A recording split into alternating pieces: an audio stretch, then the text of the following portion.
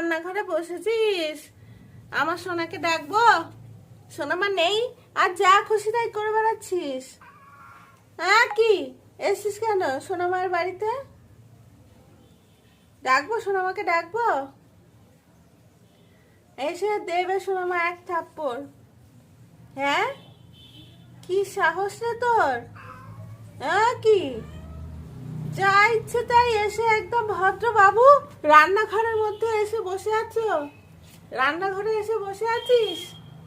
হ্যাঁ সোনামা নেই বাড়িতে সেই জন্য সে যা ইচ্ছে তাই? হ্যাঁ ভদ্র বাবু এসছে, বাবা সকালবেলা মাছের গন্ধ পেয়ে রান্নাঘরে এসে বসে আছে। দাঁড়া সোনামাকে ডাকছি, ডাকছি সোনামাকে। সোনামা এসে দেবে, কান মুলে একেবারে দেবে, বুঝেছিস? কিরে আবার